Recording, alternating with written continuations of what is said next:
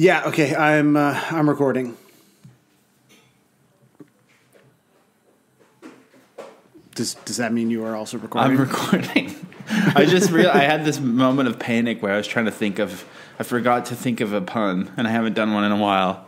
So I don't know if it's going to happen this week, but it's fine. Maybe we'll see. Do you want a second? Yeah, can we come back tomorrow actually and do this? Okay, yeah. Let's reset.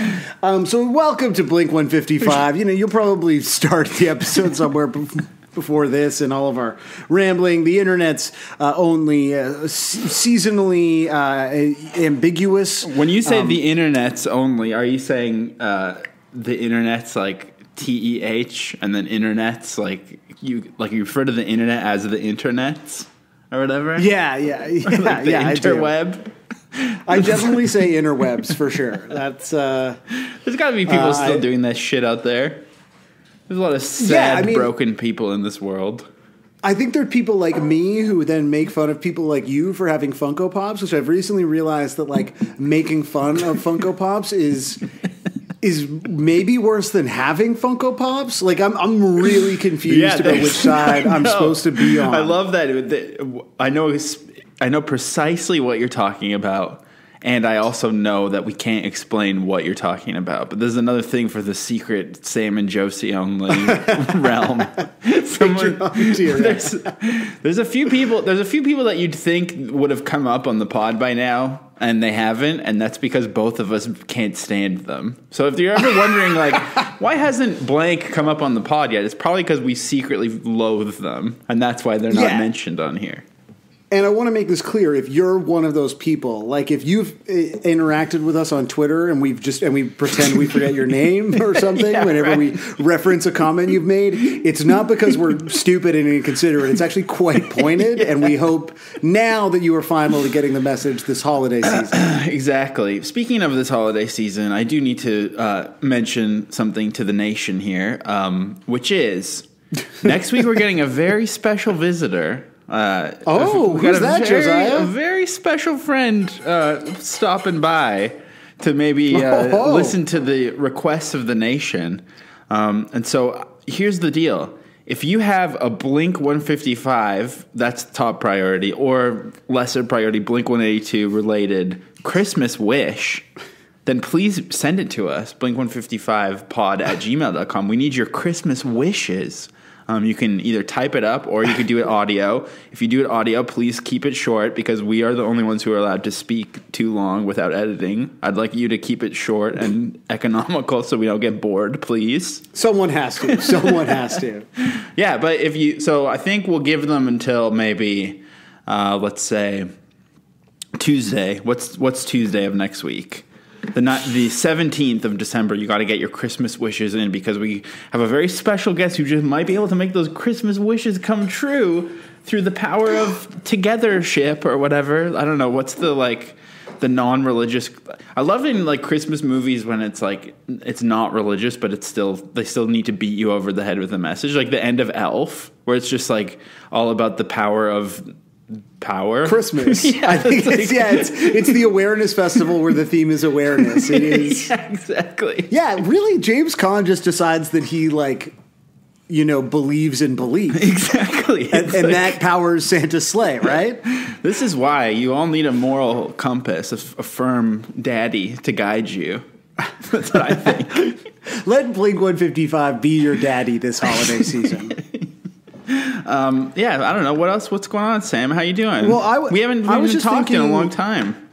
It's been forever. I was thinking off the top, though, and now you've sort of talked about, perhaps this special guest who might be able to grant Christmas wishes is, we've spent a lot of time talking about religion on this podcast. We may or may not stumble into talking about it again in the next 4 hours. I feel that we could do more to be inclusive as a pod. Like you and I, like a big part of this journey we've been on, I think, has been us sort of fumbling our way towards some version of enlightenment. I hope. I mean, that's maybe. I don't know about that. Listen, I'm fucking trying, but at the same time, like, we have not done a lot to include our friends of other religious affiliations. This obviously has become very much like low-key a Christian podcast. A lot of talk about worship music, a lot of Christmas songs to kind of get through in the Blink-182 catalog. And maybe if so my request is, please send in your Christmas wishes, but also tell us if you perhaps are practice a different holiday this time of year, represent a different particular faith, how you integrate Blink-182 into your celebrations this time of year. Right. Because obviously you don't want to beat them over the head. Cultural blinders. You don't want to beat them over the head with the Christian message of warm Santa-ness, which is apparently the Christian message of Christmas is just the general warmth of lights. I think is the vibe of it. Are you becoming like a real like put the Christ back in Christmas? I think I am. Christian? Is this happening like live on the pod? There's right a Sclusy banked that I'm scared to release, to be honest, but it's very much that vibe, and I think it's going to maybe come out next week. So make sure you keep your eyes peeled for that as well. Maybe the same day that the emails are due. This very putting the Christ back in Blink-182 kind of Sclusy is going to drop next week. So wow, how is it going to compare to all-time favorite Sclusy of mine, the Passion of the Christ soundtrack, one where your brother describes the glove that he used to keep himself from masturbating? I think that we should make this a Patreon-only pod. Like, it's so much better behind the paywall. Out here, you have to pretend to be inclusive and whatever that stuff you were just saying was. I was like, what? I know. I didn't mean a word of it, by the way. Good. The Sclusy, I saw someone, forgive me, I'm forgetting your name specifically because you don't care about them, yeah. No, not that I don't care. It's actually much worse than that. You do care too much about how much you love them. Yeah. Exactly. And they referred to the Sclusies as being like a warm blanket. We released a Sclusy this week, which like I've been sort of absent from the Sclusy world. And so for me, the Sclusies are great because it's like the same, patter that I know and love, but where I truly turn off the part of my brain that knows that like it would be this is all publicly accessible. And, even though I like to sort of dance towards the edge, there are sort of things, and not that I have like, jokes aside, like I don't have truly horrendous opinions, but I'm just like a little more free to be me, Yeah. All right, I'm kind of doing like a Sudoku over here. I think I've almost cracked it, so just keep vamping a little bit here. Okay, so what I'm saying is, behind the pod, I'll be quite rude about your different religions, but behind the paywall, in front of the paywall, I personally, I would love to know the ways that sort of pop punk has snaked its way into non-Christian religions, assuming that our listenership is somehow diverse enough to represent non-Christians, which I feel like is basically the only religion. Okay, I guess so here's what we're gonna do. We're all going to work through this together. It's very difficult and it's very infuriating to look at, but I'm going to let you all into my brain with me. And so this is what I'm going to say here. I do not even understand what you've sent me here. Okay, so I've been watching. Oh, let me fix it. Okay, let me fix it a little bit for you. Okay, I've been watching this new. So there's so many streaming services out there these days, right? And that's the thing that they keep talking about. So many damn streaming services. I like the idea that for you to be able to do this, it's not like a Boggle or like a sort of where it's like how many words could you make with these letters? Like you somehow have to find. I still don't understand what that means. I know. Like, I have no just idea. Follow along. So. There's so many goddamn streaming services these days. I can't keep up with it. I open up my thing and I say, what am I going to watch? Crackle, or am I going to watch Disney Plus or Apple Plus or one of the pluses? Or maybe I feel like I should hit minus on these damn streaming services. But there's a new streaming service called G that I have. And it's gotten to the point where they can't think of enough ideas for shows. So they kind of have this knockoff of Queer Eye on the streaming service G. And on this knockoff of Queer Eye, it's kind of like instead of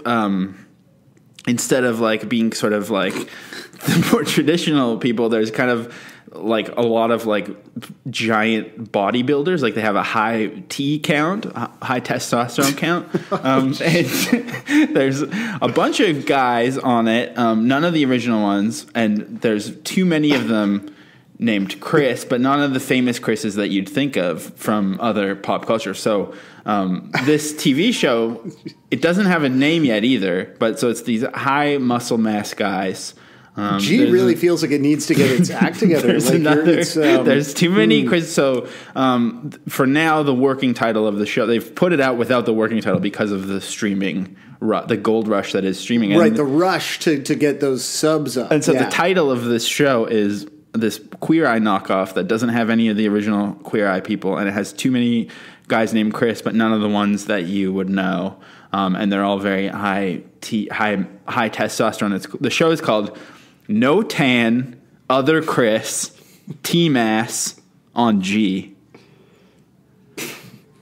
And if you squish that all together, it does say the name of the song this week. So we've done it. We've succeeded in our... I don't know that I would call that a success, man.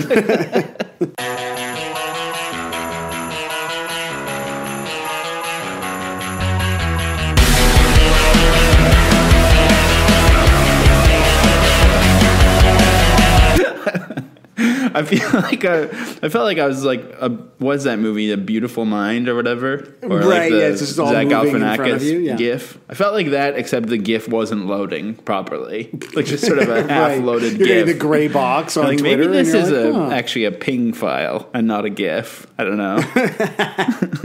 Well, happy ping file to you, Josiah. We're talking about the Blink-182 the hot new Blink-182 Christmas single. Although it is being released on Christmas, is ostensibly about Christmas, features a Christmas-themed video. The boys want you to know this is No Tan Other Chris T-Mass on G, or Not Another Christmas Song.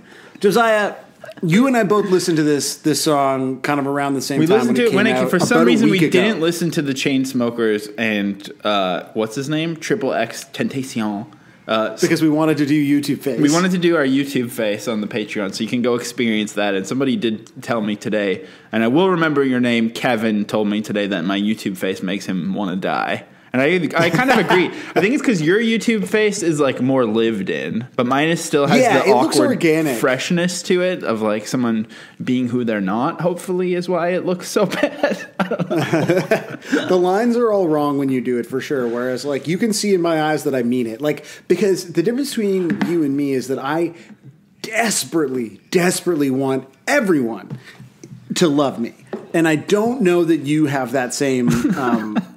Like gaping hole in yourself. That's so nice to hear. The YouTube face is the YouTube face comes from that particular insecurity and disease. Amazing. And I think I've just masked that same gaping insecurity with layers of detachedness, and that's how I've hidden it so well. It's hard to get YouTube face sort of through those through those layers that you've spent so many years building up. With great effort. So this is the song that they used to hide the equally morally reprehensible acts of collaborating with both the Chainsmokers and Triple X. And yeah, we did listen to this one when it came out, and I think you even accused me of hyperbole in the G-Chat window. You were being quite hyperbolic in the G-Chat window. To me, this song sounds... I mean, I fucking love it, actually. I think it sounds insanely so good. I do agree with you, but your take is perhaps a take too far. I think, well, I don't know. I mean, who can be held responsible for what they write in a G-Chat window? Certainly not me, hopefully. Lord willing, the great hack doesn't expose all of my thoughts and feelings about everyone I've ever worked with. Yeah. But I think I said that I liked it. It's my favorite of the Skiba era, and I still think I might think that, maybe. I just think it's incredible. I fucking love it, and I actually, people, and I will say this, I keep forgetting your name, and you're not someone that I loathe. Call me Ray Jepsen. I actually don't know your real name, but UK member of the nation has been tweeting like crazy about how awful the lyrics are, but I actually think the jokes that don't fully land make it more charming, and something about this song has like the brattiness that has been missing in other new Blink songs. Like it has like an actual feeling of getting thrown into detention that reminds me of old Blink. Yeah, that's fair. I want to make this very clear to people. In the G-Chat window, you said that you thought this was the best Blink song since Self-Unentitled. Yeah, I mean, okay, maybe I'm... Which does not simply imply the Skiba era. You're erasing, Neighborhoods and The Dogs. You're right. Which is and I get, a lot of quality Blink. First of all, you need to clarify, you're referring to the G-Chat window and not the new streaming network, G, which I don't think... I keep asking people about the streaming network G, and they don't have it, so I'm wondering if it's just a closed loop on my own home network. Like, I accidentally developed a streaming service while I was fiddling around in my Plex server or something. In the future, everyone will have their own streaming service, for sure. Wow. That's... Okay, print that. That's a keeper right there. God, there are so many writers on this song. I know we're going to get to it, but I just had the lyrics open. It's shocking. There are so many. I don't really mean that, but I also feel like I almost stand by that spicy take too. Like, if you like Blink-182, the pop punk band, this is a return to that hasn't existed since like before Self-Unentitled. Like, this sounds like an energetic and vital pop punk song, more so than anything since Tom's U2 phase. Yeah, I mean, I don't know that I think this is like the best Skiba era song, but I also don't know off the top of my head like which Skiba song I honestly think is better than this. Yeah. Like, it just feels like, even though, and this is what's funny, is like, it is, and we talked about this a little bit on the Sclusy, because like we actually kind of liked both of those songs, and those songs are full of co-writers, and there's been this conversation that we've been circling around with Nine, that like, and obviously also with California, with the inclusion of co-writers, and that's obviously rooted in the band sort of trying to kind of capture something by sort of bringing in new voices, but are they diluting what they actually have to offer as a trio? And this to me is proof that like maybe with the right people, similar to the Chainsmokers song, where it's like that's a really fucking good song and shows that the band still has like interesting ideas left in them that can be accessed by sort of using the right co-writers. And maybe they need to do all of their songs with Smirt Death, Matt Malpass, Jay Pleakark, and Lil Aaron, because you're right. There's something kind of like almost lackadaisical about this. Like, it just feels very like, just like, fuck it, we're a pop punk band. And then because it's not fussed over, it's just like so much more immediately charming. Yeah. Even though it clearly is fussed over, it's like, it's a fallacy to imply that it's not. Right. But okay, the first thing, we will talk about the lyrics and the writers in a second, but the first thing I was going to say is that feeling of it being kind of tossed off. There was this song that Mark wrote about, Not Every Dog Goes to Heaven. It was for this compilation all about dogs, I guess. And it was a song, I think it's the dog, probably not the Christmas, it's from one of the vacation movies anyways. Oh, yeah. I remember you being like, we just dodged 156. Yeah, exactly. Like early on in the pod. This came out in, I think, 2017 or something. But similarly, it's like he just was like, oh, I'm doing this for a comp. I don't give a shit. And it's just like, I'm going to play a little bit of it.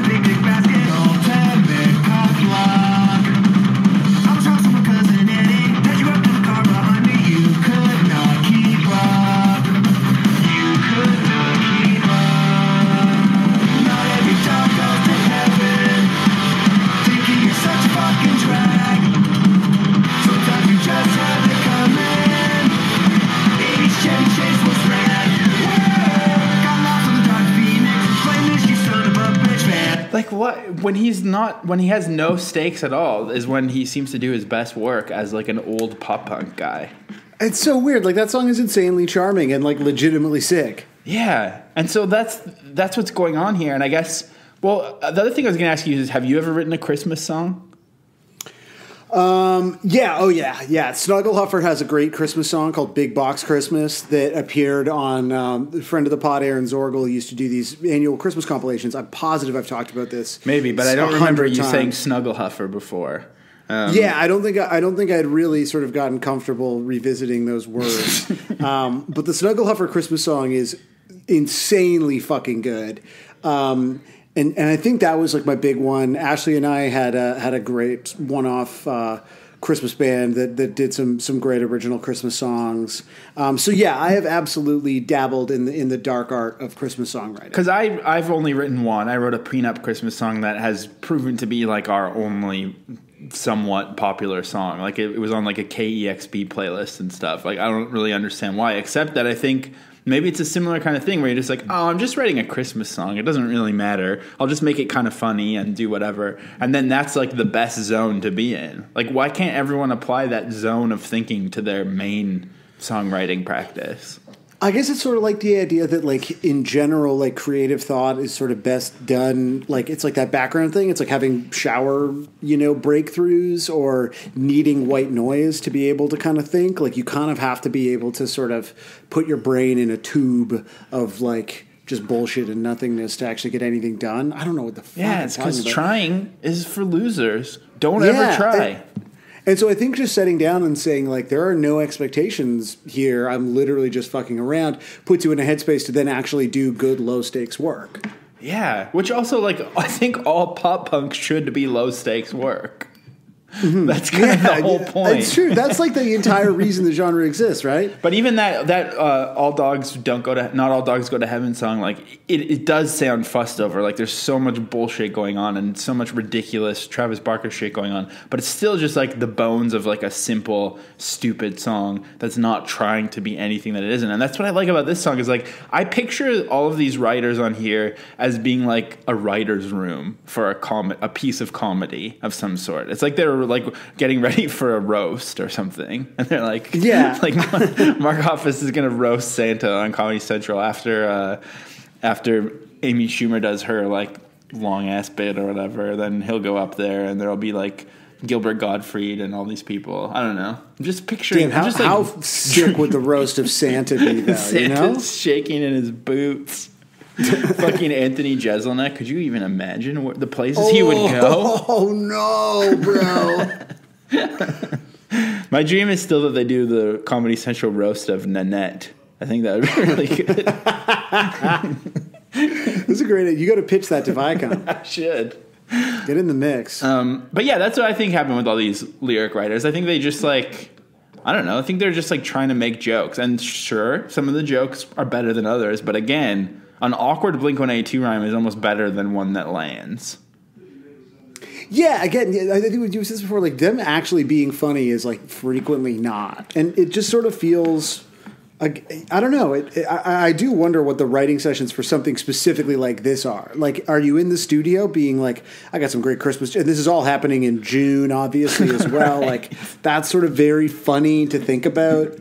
And like, what is it like? Does Lil Aaron like play?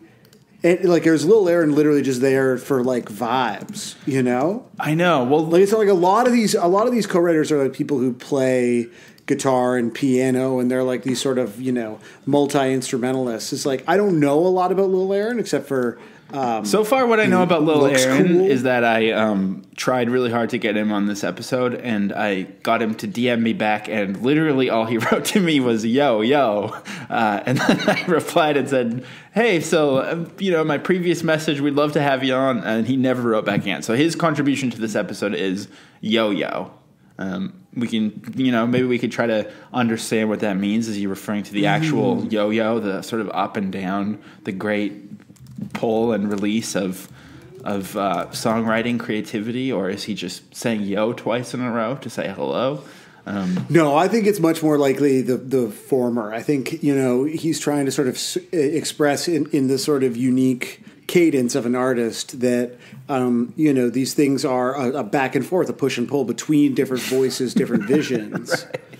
And that's the beautiful dance of co-songwriting, I guess, is really the... Exactly. And then also I think there's a secondary level to what he said there, which is like, the idea of an ironic, grandma got run over by a reindeer type, mean-spirited Dick Fingers Christmas song is that you are ultimately still kind of contributing to, like, most people listen to this like with a bit of a wink, understanding that, Mark doesn't want to get divorced for Christmas. They probably don't also want to get divorced for Christmas, but it's fun to play off our sort of ingrained understanding of the, tropes, emotional sort of tropes of this season. And that what that sort of does is it creates kind of a yo-yo relationship between the listener and the song, where you're doing it because you want to hear something kind of seasonal, but also because you kind of want to, put a little bit of something in the punch bowl, really get the party going. Well, not to mention that, on top of all that, songwriting with other people could be a lot like some of the classic yo-yo tricks. I mean, it could take you around the world.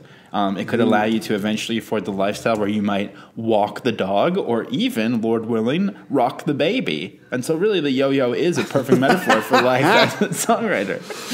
Wow. Dude, did you look all those up while I was talking shit? No, I was remembering them. I think I was obsessed with yo-yos when I was like 9, and I remembered those in my head because the new yo-yo tricks are like fucking, I don't know what any of these things are. Split the atom? What is that?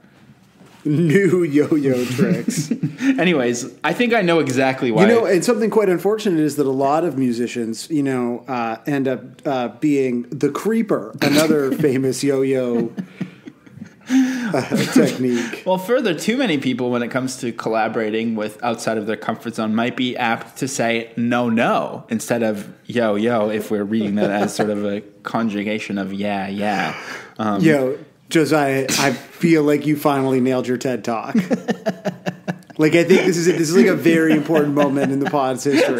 I should just do a TED Talk about my one-word DM from Lil Aaron. I think that'd be really it set me off on a how one DM changed my life. I literally think that, like, obviously I have been with my wife for a very, very long time, but I feel like I understand kind of what it's like to get ghosted just when I'm trying to book guests on this show. Right, because that shows so much interest and then just vanish and just leave me on red.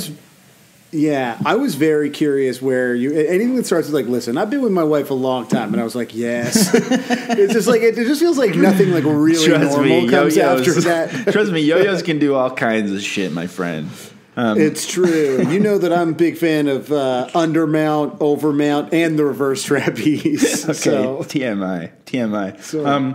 I think there is a very good reason that. I don't know about smart death. I think you just say smart death, but I like how you said smirt death. Smirt death. Yeah. You should know. Make sure you're keeping things popping fresh in your relationship. That's another yo-yo trick. You have one of those vowel-less usernames. You should know how to say smart death. Smirt death. That's what I mean. Like I'm Sim Sutherland. That's stupid true. Thing. But I think the reason that Lil Aaron is on there, and again, his contribution to this is the phrase yo. So let's just meditate on that sort of in the back of our minds as we think about this. But I think it's literally because last year a Noisy writer said that because Lil Aaron released this like grumpy Christmas EP last year of like songs about not liking Christmas. And a Noisy writer said Blink-182's big dumb anti-Christmas spirit lives on, thanks to one emo rap prodigy. So I assume that somebody from Blink-182's camp was like, oh shit, we got mentioned on Noisy, and it wasn't in a mean way. And so that's probably why they eventually booked Lil Aaron, is my guess. It's kind of sick. I was telling you this, I feel like, I worked with some dudes who like worked with Lil Aaron on something. I remember them being like, we know Lil Aaron, and I was like, cool.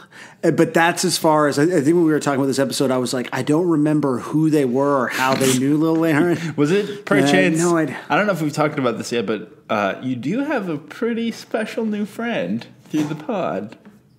Shawn Mendes. Shut the fuck up. Shut up. It's like literally Tell the story. Of all the things that have happened on this pod, like somehow that's the worst to me. Okay, I'll tell you something about that will make you feel better. Is it that you knew that you were doing it the third time? No, I didn't know because I've been hanging out with so many people who listen to the pod lately. I don't know if you know this, but I've become friends with people from the pod in real life, as have you. If there's one that you maybe want to share. No, what happened was at my brother Johnny's wedding, not the glass glove brother, but the middle brother, the normal one who hasn't been sucked into this vortex yet. Right. So he doesn't masturbate through like self-control, like he or. Does he have a different sort of apparatus? He doesn't need a glass glove. The poor guy has had nothing to do with this pod, and this is his first mention. Is going like this. Poor guy. Well, yeah. If you can, so somebody figure out how he keeps it. He keeps it in. So I did the best man speech at his wedding a long time ago, and I crushed it. I mean, it was great. I did a tight 10 or something. I mean, it was really funny, and I felt really good about it, and I was very proud of how it went because I was so nervous, but I nailed it. I was like, finally, it's over. Of course. And then all of our extended family was at my family's house in Langley, and for some reason, my cousin didn't make it to the wedding because he was traveling or something, but he still came to like hang out with the extended family after. And so just one guy showed up after, a guy who like I somehow have the exact pop culture taste on almost everything as him. Like that's kind of why I described things as being a cousin movie one time, because I just think of him like trying so hard to make me love Avatar and I can't do it. So he showed up the day after the wedding, and my mom was like, "You gotta hear Josiah's speech. It is he killed it." And I was like, yeah, maybe we'll show him the video sometime. And she's like, "No, just do it right now." And so like in front of all of my relatives who had already heard it, and then one guy who has almost no common ground with me culturally, I had to recite the speech again. And it was so fucking mortifying. So maybe that's what I was doing to you with Shawn Mendes' lawyer, just trying to make you feel some of that pain. Yeah, listen. It makes me feel bad for him. Hurt feelings, you know. It's less about me and just more like, I've hung out with this guy now. Where like we follow each other on social. Like we're friendly, we're friends, you know. And then I just feel like I've reduced, you know, this burgeoning friendship to like a fucking anecdote, you know. And it's like fine once, but now it's just clear that you're using him for the clout.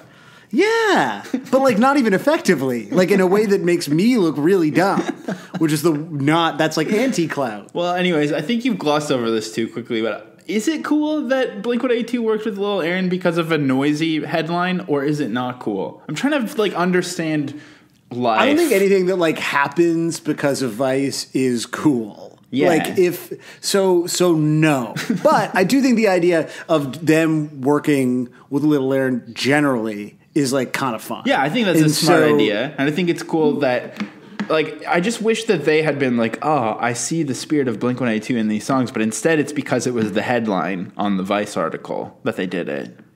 So that's just where I don't know. It's very strange. But again, all you can really say is yo and move on. It's true. I mean, I guess what would bother me more would be if, like, say, an editor from Vice were to take credit for this because they wrote the headline. And I don't know if that's happened. And if it has, I hate everything about this. And if it hasn't, fine. I'd just like to move on. Yeah. And speaking of editors for Vice, we should do a exclusive about the Slava story. We got to get it on that. We got to milk that for all it's worth. It's true. Yeah, we got to get our pod out before the Canada Land podcast about it. Exactly. So I think that's why Lil Aaron is there. I don't know how that accounts for like the 6 or 7 other people, but I feel like they just approached. Wait, do you know that that's because Lil Aaron was there? That's just my guess. I mean, all I know officially is yo is all I officially know. So, I mean, however many times you want me to keep saying it, I will keep saying it. I would like you to continue, please. Yo. Thank you. So who are Smart Death? Smart Death is another SoundCloud rapper, I believe from Winnipeg originally. So that yeah, that's right. Because okay, yeah, no, I know. Wow, I don't know. You sound like you're faking it. You sound like you're in a meeting trying to sound hip. Right. Oh, yeah. No, I'm definitely familiar. No, because I think we talked about this. There's like a film distribution company that works out of our office, and they were responsible for releasing the little Peep doc in Canada. And the woman who had like bought it and who I've been talking to a bunch about it, like DM'd me to be like, she's aware of the pod to say that this Winnipeg SoundCloud rapper, because we'd obviously been talking a lot about SoundCloud rappers, had co-written the new Blink song. Oh, yeah. And you're like, oh, you mean Smirt Earth? I've heard Smirt Earth? I've heard of it. Yeah, totally. Man, imagine if you became friends with a Smirt Earth lawyer. That'd be so sick. I'd have an anecdote for at least 4 episodes. Why is Winnipeg becoming its own character in this Blink-182 saga? Because Smirt Earth and the other, was that other guy's name, like Gaby Garson or something? What was that boy's name? Lil Gaby. There's that boy that did that song with them recently that I guess we have to do exclusive about that too. And he's from like somewhere that's not Winnipeg in Manitoba. And so, I mean, this is just getting wild. The Winnipeg Blink-182 connection. That's also where James Wilt lives, the famous CIA critic of the pod. Yeah. It's just, everything's turning up Winnipeg right now, and I don't like it. Yeah, I mean, like, I've defended Winnipeg before, but this is too Winnipeg for me. Yeah, what, we got to get fucking Guy Ritchie on here? Wait, no, what's his name? What's my Winnipeg guy name? I wish it was Guy Ritchie. Guy Madden. Guy Madden. Guy Ritchie's My Winnipeg I would actually be able to, like, finish as a film. Oh, my God, no, Guy Ritchie is so bad. Have you seen the trailer for The Gentleman? No, I have not. His new movie is literally called The Gentleman, and they're like the poster is like scotch on the rocks. Ooh, recently, like, I was at a bar and either Lock, Stock, or Snatch was like playing kind of behind a bar. So watching it, I was like, this is what this movie looks like. Like, it's been a really, really long time, and like the spins out of every edit. Like, it's very Ventro. Yeah, it's not so good. So, anyways, we should probably talk about this song a little bit. Let's do it. Maybe the key for them is these like SoundCloud rappers, because they're all kind of pop punk fans, and they are like both at their like all of these kids are like 20, and so they're kind of at their like creative peak where they're just like painting walls with their creativity, but they like intrinsically understand what was good about this band. Yeah, like, it's funny because this is not the sort of like SoundCloud rap leaning shit that we expected out of like songs like On Some Emo Shit from Nine. Like, this is straight up a pop punk song, and like maybe this is literally the key for this band, because this feels very much like a spiritual sequel to like la la la la. What's the other Christmas song? You know, the other Christmas song. Did you just have an aneurysm right now? What just happened? Oh, I don't know, man. I don't know. Yeah, I think you're right. I think that's why there's like an economy of words here too. Like, I feel like there is even the ones that don't necessarily work, I'm going to defend them. But I think there's an economy of words where like every line kind of has a satisfying call and response, or even a punchline sometimes. Like, I hate to There's no triplets though. I wish there was more like, oh my God, more just lazy triplet delivery, but it's fine. I mean, I hate to be a downer, but I spent too many hours crossing days off the calendar. I already love how that doesn't rhyme, but it does, kinda. That's so good. It's close enough. It don't mean nothing to me. I'm burned out like lights on a tree. Old songs, can't listen to these. Fake a smile, but all I can see is empty boxes and trees.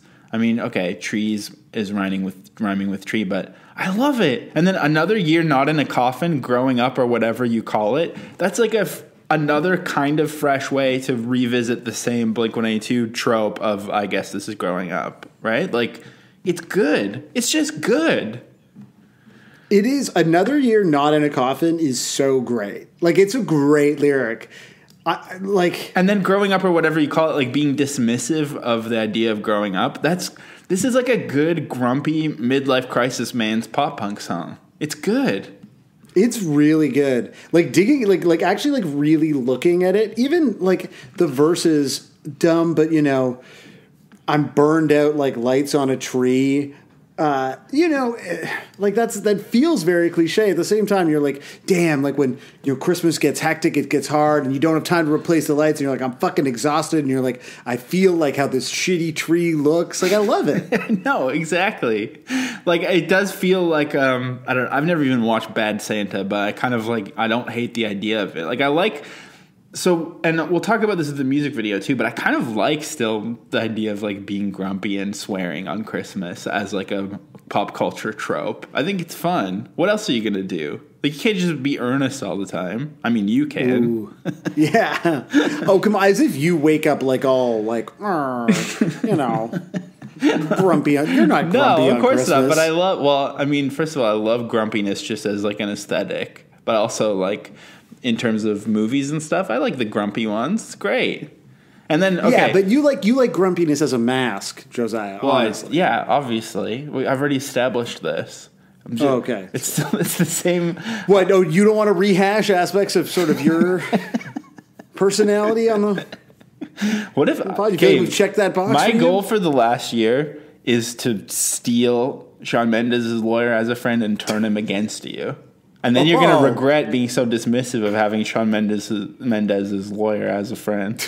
I'm not being dismissive. I'm just. You don't want to talk about it. You're trying to ashamed get a of new it. anecdote. You're ashamed of being best friends with Shawn Mendes' lawyer. I have no shame about my friend with my friend Steven. Okay, I refer to him by his real name. Now you're dropping the name. Okay. I know. I think I used his name before. Well, Steven, we're going to talk. I got some things to tell you about Sam. I consider this stolen. Friend swipe. But yeah, you DM Josiah and get some real Okay, some real also, dirt. I think it's funny how they're like, again, people were hating on this. I think it's mostly been Call Me Ray Jepsen, which is a great Blink-155 account that everyone should follow. But she was hating on the na-na-nas being fa-la-las, but I think it's funny. But that's great too. It's clever. Yeah. It's good. There's nothing wrong with it. And then, okay, the verse 2 is where people start to really hate on this song. But I say yo-yo to this because I like it. I'm definitely yoing some of this, but I also think it's fine because it at least feels real to me. Like this is the thing that I think we keep sort of struggling with on these 9 songs. I even said before they started, I was like, I'm so fucking glad to talk about a song that's good. Mm-hmm. It just feels like we've been talking about terrible songs for at least a month. I know. Why can't we get divorced for Christmas? That's fun. Mm-hmm. That's actually funny. That's a funny line. Come on, everyone. What's wrong with you? That's funny to say. And also, imagine it's also, somebody. Again, it's mature. Imagine somebody opening a Christmas card and like where there would normally be a check is like some sort of divorce thing. I don't know. Papers, I guess. Being served papers. Marriage Story. Anyone watch Marriage Story? No. I don't want to watch sad, real stuff.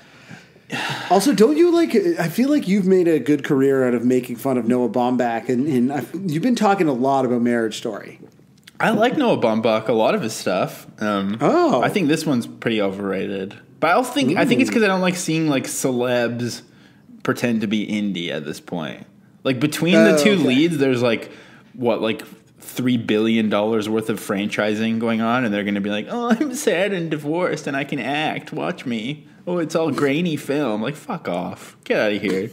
Okay, well, that's an interesting take. But no, I like the divorce for Christmas line because it just feels like it's not breaking up for Christmas. You know, they're acknowledging like they are themselves in this song singing about, having to go through a thorough legal proceeding for Christmas, Exactly. It's very not like funny. I'm getting dumped at Christmas. Like a divorce is real. That's work. It's like you got to wonder, like, are the offices even going to be open around this time of year? I mean, it's very funny. There's so much on the line in there that it's very funny. Christmas Day divorce. So the BBC wrote about this in January of last year. On Christmas Day in England and Wales, 13 people filed for divorce on Christmas Day in 2018. Well, there you go. That's probably somehow popped up in the related articles to the noisy Lil Aaron article that Blink-182's Mastermind was reading, whoever that may be. There's also no Feldy on this song, and it sounds like a better pop-punk song than any of California. Isn't that weird? Completely. So weird. 455. Oh, so generally people do get divorced around Christmas. there's a surge in divorces after Christmas. Right. Okay. That makes sense. But it sounds like Mark Hoppus's character, if it's not actually him, is saying he wants to get divorced for Christmas because it isn't the same. I miss the nights that we got twisted. I'm fine with that line because it reminds me of Mean Jeans or something. I miss fucking in the rain. That's the one that people don't like, I guess, because it's so awkward. But I kind of like how awkward it is. I miss fucking in the rain. Really weird. I can understand if you've had sex once or twice in the rain, but to imply that it's an ongoing activity that you miss, it just seems weird. Like it's. Well, I recently watched. I miss fucking on the kitchen table. Like it's the rain. I recently watched. David Cronenberg's Crash for the first time, and now did you get how horny did you get? It looks exactly like Lock, Stock, and Snatch. Actually, it's like Snatch. There's a little joke comparing that to the nudity in Crash. But no, it's very cheesy and terrible. But I guess also you have to pretend to like it if you want to be taken seriously. So, of course, I understood all the subtext and themes and everything. But I'm less concerned about whether you understood the subtext. I just want to know, when Elias Koteas is hornily touching scars, whether you felt a downstairs twitch sort of in spite of yourself. Is that the guy who plays Casey Jones in Ninja Turtles? Because I noticed Casey Jones was in it. That definitely got me horned up. Yeah, Casey Jones and what's his name? The cook from Wet Hot American Summer. That's a different guy. He does seem like him though. It's the same guy. No, he's okay. Now we're going way off track, and you do not realize how many notes I've made here. So okay, you're in for it. But I'm Is just that saying, a different guy? Having watched, that's Christopher Maloney. Yeah. Well, I thought they were the same dude. No, because I've only ever seen that one dude be Casey Jones, and then to see him be the horny scar man in Crash, I was like, damn. He hasn't been in many things, but the things he's been in have been perfectly suited to him. Now, okay, and it's Elias Koteas who was in Crash, right? I guess. All I'm trying to say is that having watched Crash, I could now picture a scenario where this couple only has sex when it's raining, and they go outside and have sex in the rain. They're it's like a sort of Twister scenario where they're storm chasing horn dogs. Yeah, exactly. They're horn chasing. That's really good. And you know who's in the movie that we're now pitching? Stormy Daniels. So there you go. Oh, Storm. Wow. Damn, Elias Koteas and Christopher Maloney are really the two sides of the same coin, eh? I used to always think that Evan Rachel Wood and Jenna Malone were the same person. So I don't know. It's confusing out there. Yeah, that's fair. I don't know. I've said that to other people, and they're like, "What the fuck is wrong with you?" But I guess I just see things a little differently than the average. You're just a very interesting dude that way. I miss fucking in the rain is it definitely sticks out, but I like it. I think it's a good line. And for it to be the worst line in the song is we've done a lot worse in Blink-182 songs. Let's be honest. That's fair. Okay, I was trying to figure out who it is. It's Thomas Jane and Aaron Eckhart are the same thing where they're just they really are Thomas Jane unfortunately is just the poor man's Aaron Eckhart. I feel like Elias Koteas is sort of the poor man's Christopher Maloney, and I feel bad for Elias Koteas now. I know, but we got to move on, Sam. I can't. I cannot. I'm going to be stuck on Crash and Casey Jones and Wet Hot American Summer. Sorry, go on. What are you talking about? Go ahead. I'm saying, what could the line have been other than I miss fucking in the rain? I kind of think it's perfect. It's so stupid. And the fact that they even highlight it with the call and response singing, what more do you want? I know. It's a lot. To me, again, it's part of what makes it feel hey, we wrote this Christmas song in an afternoon. It does. I know it doesn't make any sense. It should be in the shower. If we wanted to sort of have an aquatic sexual moment. Right. But instead, it shower doesn't really fit the scheme. So we're just saying rain. You know how it is. There's water around. I guess it's because it isn't the same. So I guess, there are all kinds of places they could have been fucking. I miss fucking on the train, in a plane. There's the Dr. Seuss thing.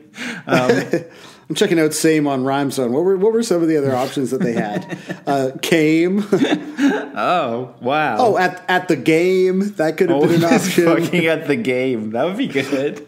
Yeah. That's very good.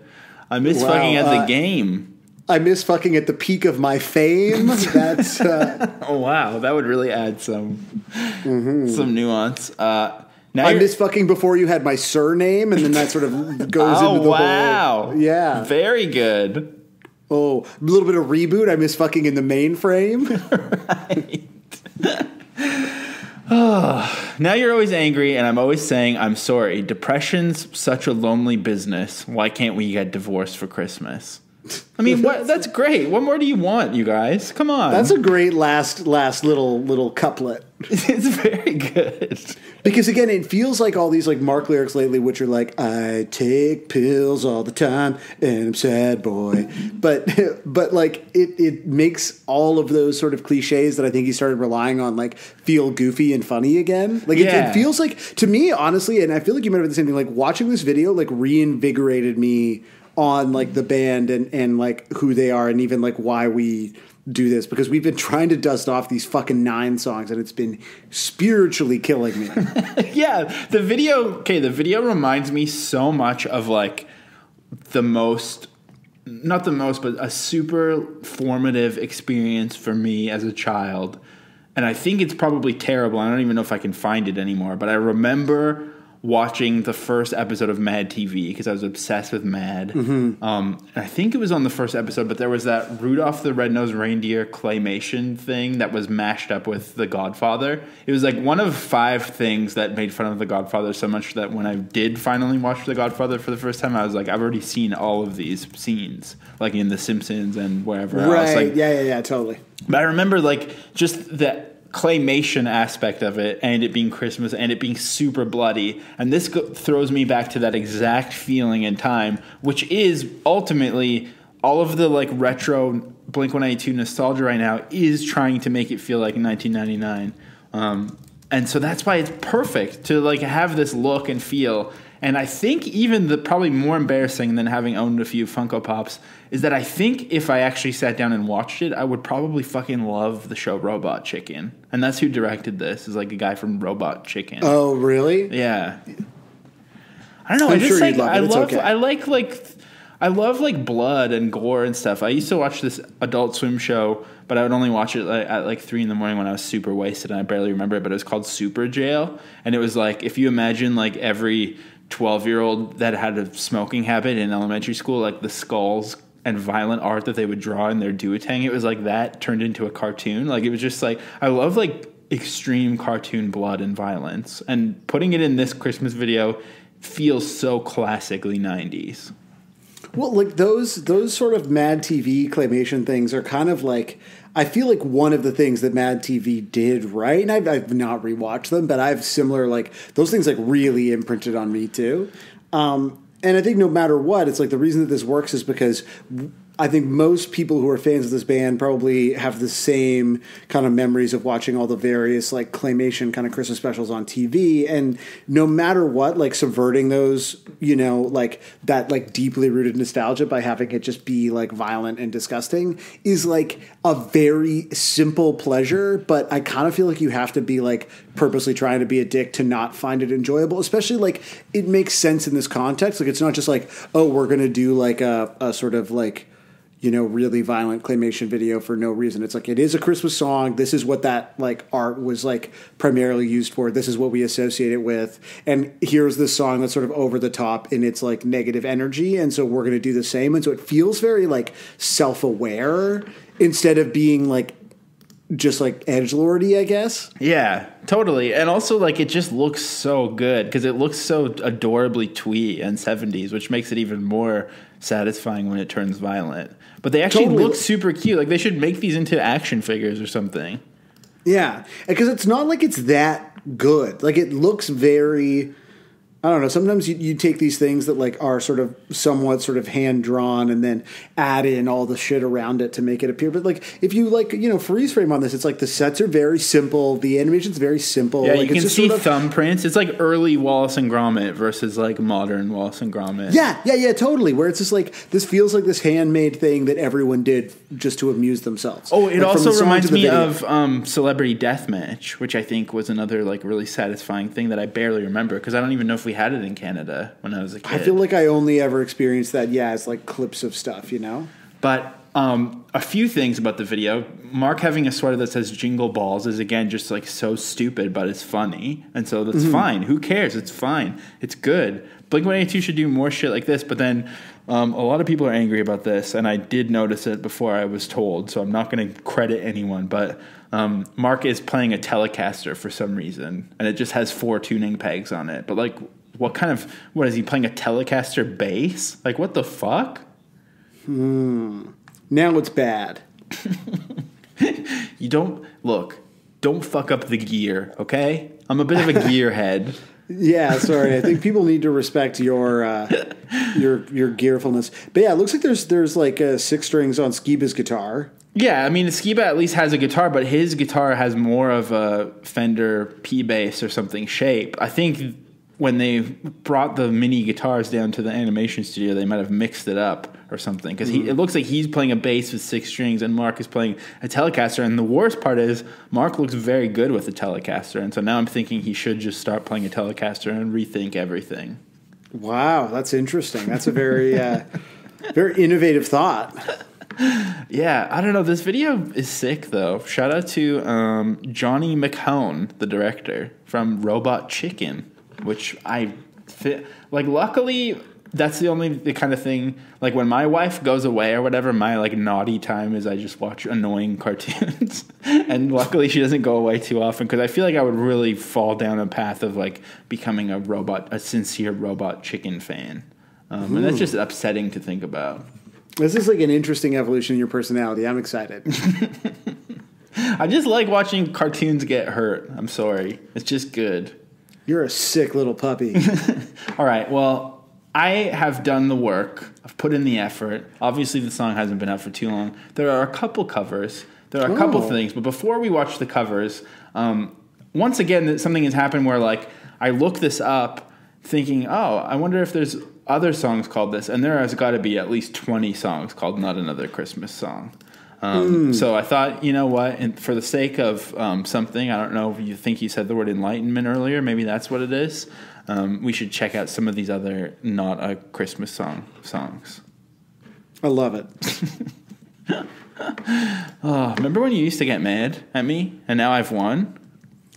Yeah, you've also won, but I'll be honest, like, when I have this, like, safety valve of knowing that we, before we started recording, we established the fact that I have we're not in a time crunch, but, like, it's going to get crunchy eventually, and I know that you know that, and so there's, like, no part of me that is, like, this can't spiral out. Fuck. The game of chess continues. Yeah, it's like I know that you're like whatever you do, I've got your queen boxed in. I'm just gonna remember this by this time next year when I'm co-hosting the pod with Steven, Shawn Mendes' lawyer, and my best friend. This is Devin Yesberger and his song "Not Another Christmas Song." I'll be staying in. I don't give a shit and I hate the snow. I already feel like I regret everything I said about like being grumpy about Christmas being funny because I just realized it is absolutely like it's like the kind of attitude of someone who shares like and no fucks were given that day kind of memes. Right, yeah. I mean, this guy does have a blue Yeti, so that's one good thing, I guess. I said, oh no. He's got like kind of a sad tree. Yeah, he's like trying to be like very like lounge, swaggy. Like he has like different suits on in every shot as he plays, and he's trying to be all cute, but he's in like a very dingy looking room while trying to class it up. So the result is interesting, if not. You're really mad at this guy's room, huh? Yeah, fuck that room. But there's also like this one I guess technically is called "Oh No, Not Another Christmas Song," but it's very rockin', so I thought I better play it. This is by Peter Diamond. This only had 2 views. Well, it must have only had 1 when I played it earlier. Oh, and it was uploaded yesterday by TuneCore to YouTube. So maybe this was released since the Blink one. I don't know, but this is Peter Diamond, Dymond. And like Santa's on a hot rod. Not another Christmas song.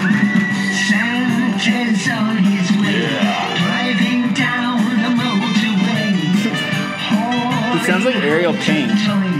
Yeah, this is... Girls and boys, speaking in the outside lane, cruising along, listening to Christmas songs, singing along. Santa's on his way, driving down the motorway. It's so creepy. Yeah, I told him. I did it. Santa. I just don't understand because it's Peter Diamond. I cannot find any information on this person on the internet. And then composer and lyricist is all Stephen Brown. Well, I mean, I'm trying to find information on this great song. with Santa riding the hot rod. Santa is on his way.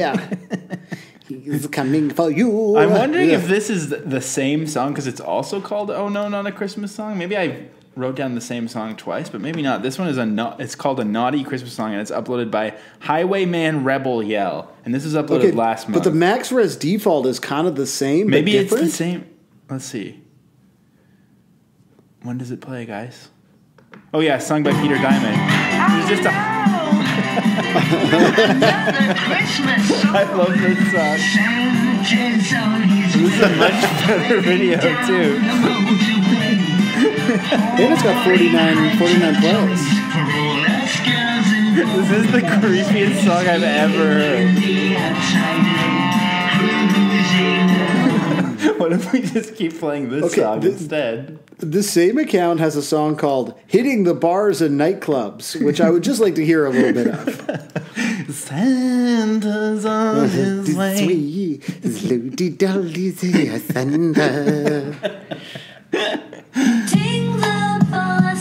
Okay, this is a different artist. This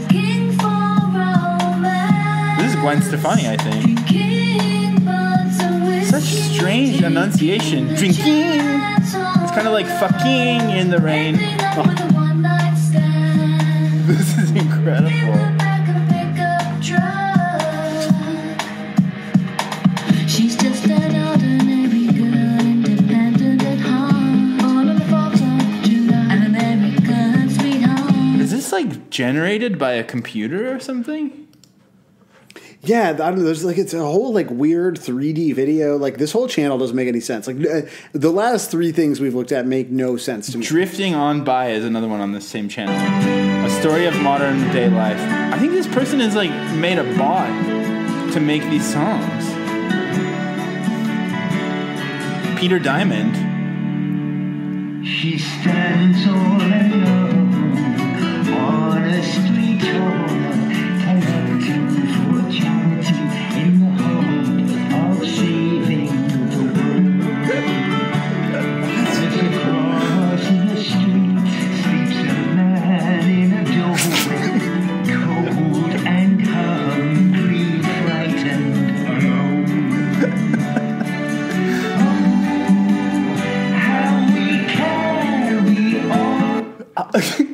I'm obsessed with Peter Diamond. Peter Diamond. Let's like Peter Diamond 2 or whatever we got to do to sort of take care of his discography. I love it. It's so good. So, I mean, I think that's pretty much the rest of the episode. We're done. I mean, yeah, okay, I had great. to delete everything else. I mean, this is Diamonds only, man. We're a couple of Diamond dogs. We're the Diamond Dogs. No, I got to play this one because wow. this is what is fucking this, Max terrifying. Rez? So this is a person named Zip Payne, Pain is how it's spelled, and it's a man wearing a funny wig and making a funny face in front of, I guess, pineapple with ice on it. I mean, he's in front of a green screen and there's like I don't understand it. I guess it's a pine needle with ice, but it's like the worst imaginable Google image result for the theme, I think, it's safe to say. Oh my God. So we can... He's making really funny faces. Whoa! A little like all the others, but different. Ding dang dong. Is this Tom Waits? This is definitely... If there was like a machine grinding in the background, Maybe it'll go aggressive. and make me rich. Whiskey and vodka, beer and wine. That's the spirit of Christmas time. Oh my God. People need to be stopped. It's too fucked up. Is that a wig, do you think? I mean, let's look at Zip Payne's other video. YouTube is like... Sometimes I feel like it's getting played out to look at weird things on YouTube, but then you realize it just never fucking ends. Like, there's just endless supply of these people. He made a song called... Aloha! This is the Ukulele Festival of Great Britain Competition Ditty 2015 number 4.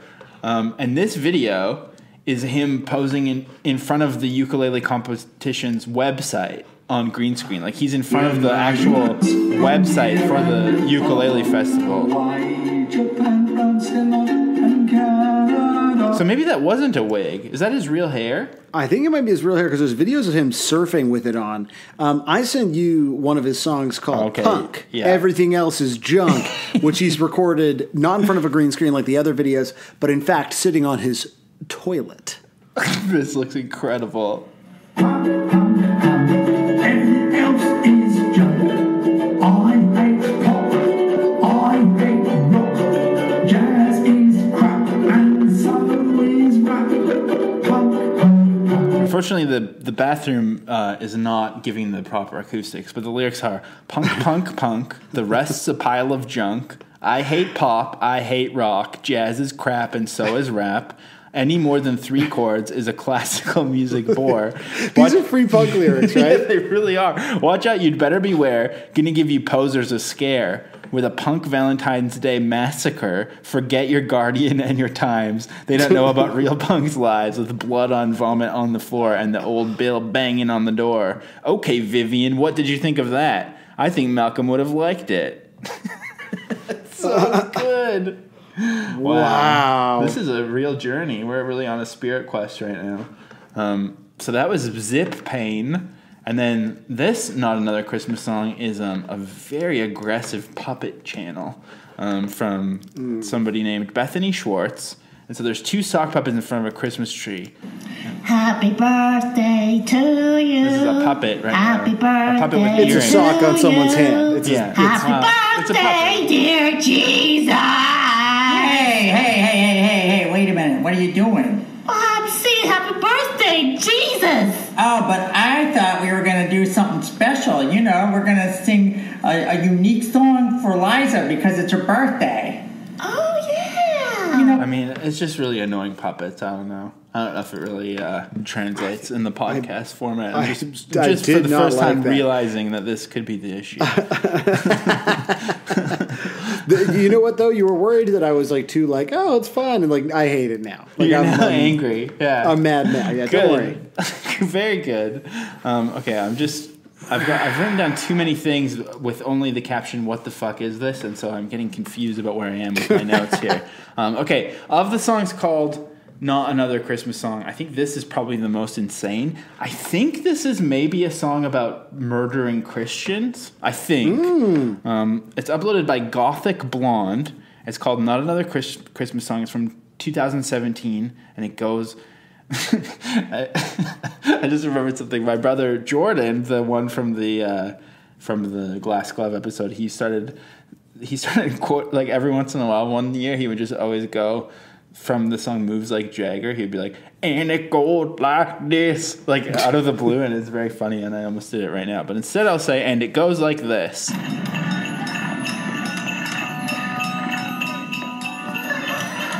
This only has 139 views. since 2017, and it's just like a slideshow of sunsets, I guess.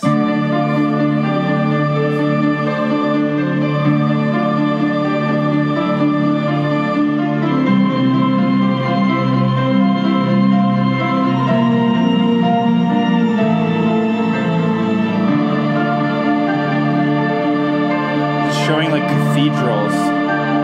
Yeah. Some stained glass.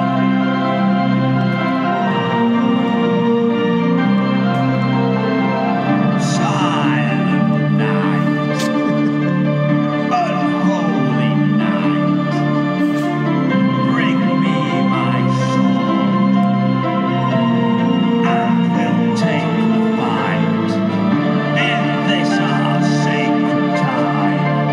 Join your shields, form the line, bring vengeance in the night to the followers of the Lord Christ. Stand strong for the old world gods. Claim back the land they. That just makes me think that that person has never found their NWO BHM Craigslist dream. You know what I mean? Like, this person needs a band of 6 long-haired incels, and then it's all going to be fine. But instead, they're It's just in their true, room, yeah. just dreaming of Dio and Bruce and the rest of the gang. All the fellas. Yeah, that's true. Get on Craigslist is my review of that song. as Yeah, well. fine. There's got to be some Nwobum brothers out there ready to rock with you. Okay, so a couple more things before I play a few covers, and then you go to wherever the fuck you're gallivanting off to with Steven tonight. Just like every other night. Just every night when I leave you. He's become the villain now. I'm just jealous. Okay, I don't really know what this is, but because we're doing the song so early, I think there's an opportunity here. And I almost just pasted it into... Never mind. I almost pasted this into the wrong window. This is by Candied Randy, and I think... Okay, someone's going to make fun of us because we don't... Like, do you know what a map is? This is an anything map for Not Another Christmas Song.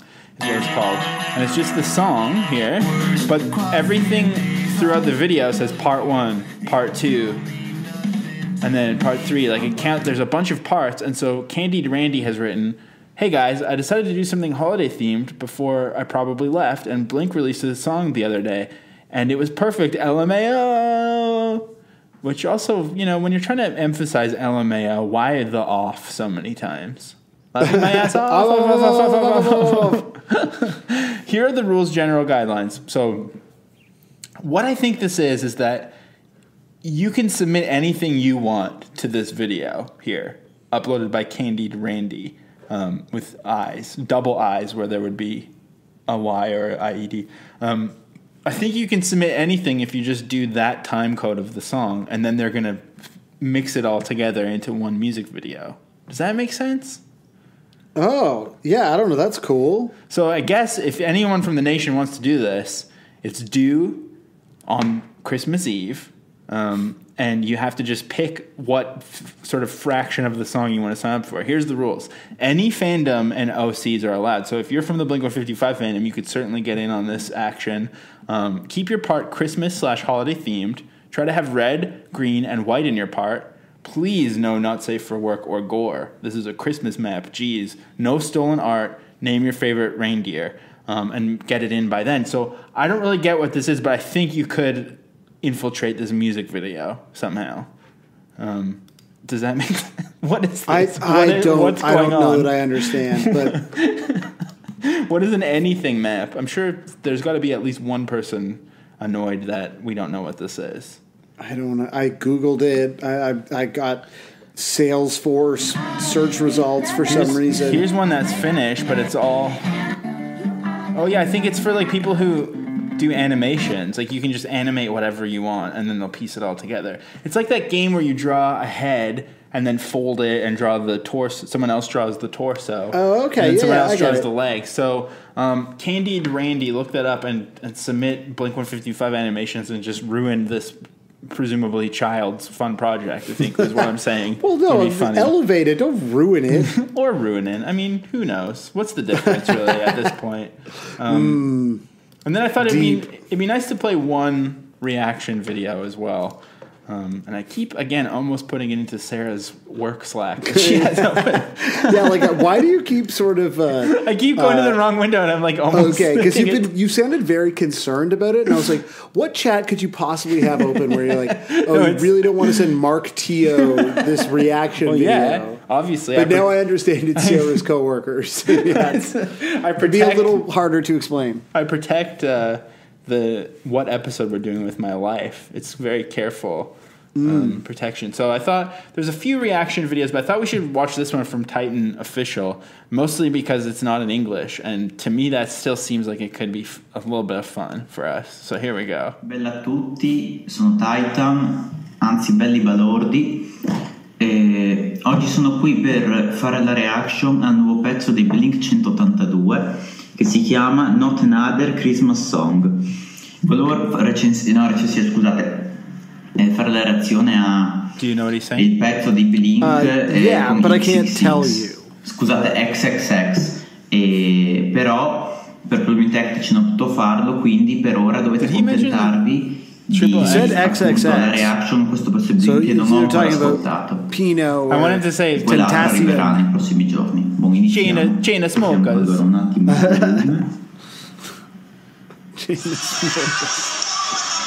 La pubblicità Play the wrong song.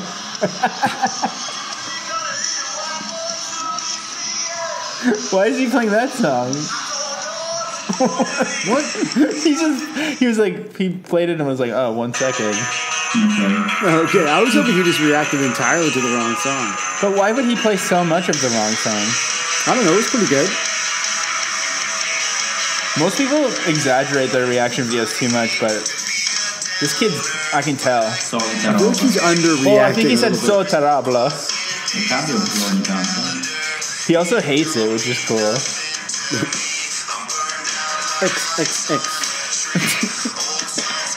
He's also wearing one of those hoodies that looks like those medieval hoodies that you get when you turn your ad blocker off. Wait, what? You know when you when you have to turn off your ad blocker, or like when it accidentally goes off, and then a little banner ad gets through, and it's for like a weirdly medieval looking hoodie from like Alibaba or whatever. Right, yeah, like from Silicon Valley. Yeah, totally, exactly. That's right. Yeah, this guy hates this song, I think. I mean, he turned it off on his giant fucking Samsung. Fine del video perché i Blink fanno cagare, il loro disco fa cagare, il loro pezzo fa cagare, il feat con XXX farà cagare, quindi vaffanculo. Bella.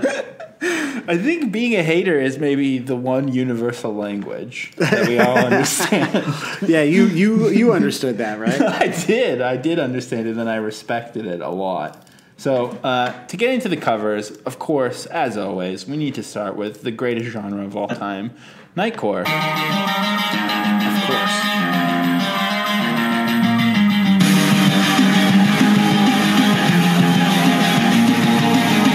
I hate to be a downer, but I spent too many hours crossing days off the calendar. It don't mean nothing to me. I'm burned out like lights on a tree. Old songs can't listen to me. Fake a smile, but all I can see is empty boxes and another. You're not in a coffin, growing up or whatever you call it. Sometimes you get what you got, but it's not what you wanted at all. This is not another Christmas song. Why can't we get divorced for Christmas? 'Cause it just isn't the same. I miss the nights that we got twisted. I miss fucking in the rain. The song is really good. I missed the nights when we got twisted. I love the like hits at the start of the chorus. It's just so punchy and simple, and then also the chord progression is like slightly different than the one they always do, but it doesn't feel like they're deviating from the norm either. It's like feels lived in. Yeah, totally. Bow, bow, bow. It's a great fucking song. It's so good. Okay, there are a couple acoustic ones. This one is probably the least annoying. It's uploaded by someone named Steven with a X in their name, and I'm wondering if this is the one, if this is your guy. Here, Well, he's your guy now. This is my guy. This is STEXVN. I guess Stexven is how to pronounce that name on SoundCloud. Featuring Wisely. Oh, I wonder if we're really going to be able to tell that Wisely's in the mix. I hate to be a downer, but I spend too many hours crossing days off the calendar. It don't mean nothing to me. I'm burned out like lights on a tree. All songs can't listen to these fake smile, but all I can see is empty boxes and trees. Another year not in a coffin, growing up or whatever you call it. Sometimes you get what you got, but it's not what you wanted at all. This is not another Christmas song.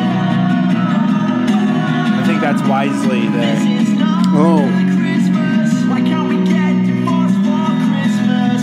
'Cause it just isn't the same. I mean, nothing wrong with that one. Not trying to sound all sexy and emotional. Just like bashing it out on the acoustic. Just Stevenson Wisely, just bashing him out. Just the Bash Bros. I think, okay, I'm going to play one other acoustic one. I didn't even listen to this one yet, but it was on the Reddit, so I think that's a sign that it's going to be more sincere, maybe. This is uploaded by Live It Wisely, uploaded on December 6th. Here we go. Wow, do you think that's Wisely? Or Oh my god, wow. Okay, wait, do you think? What if I it's don't the same know. cover? I What guess if, we'll find it is, I think. Many hours, deep boxes. Wow, so they did some sort of deal where Stexman was like, I'll get SoundCloud and you can have YouTube. Wow, that is living it wisely. That's really, that's Let that be really a lesson to all you digital marketers out there in the nation. wow. Okay, well, we're in pretty good spirits right now, but I do have to. We have to have a little visit from the Grinch, unfortunately, and that is the Grinch goes by the name of Leo Diho, who has also covered this song wearing a Christmas sweater as well that he must have gotten from H&M or wherever, like in Germany that he went. Maybe it's from German Poland Bear. Poland Bear H. could be one. That's some fast fashion shit in Europe. I don't know.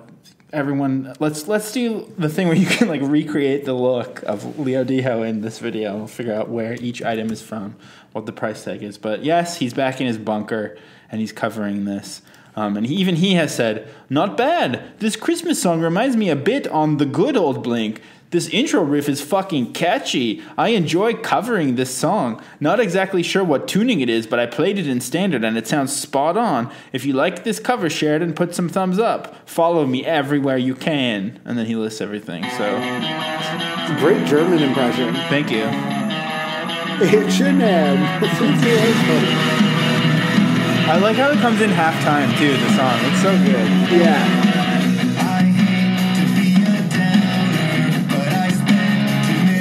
So Leo's just kind of, in his bunker, playing his Tom DeLonge guitar with the Freemason sticker on it. Do you think that, like, Freemasons are mad that people are appropriating Freemasonry by having the Tom DeLonge merch? You know what I mean? Yeah. Is it like our culture is not a costume or whatever? Do you think there's anyone in the nation who's a Freemason? We were talking about, I guess like religious freedom earlier, but if you're a Freemason, let us know. Do your secret handshake through your earbuds. Hook us up.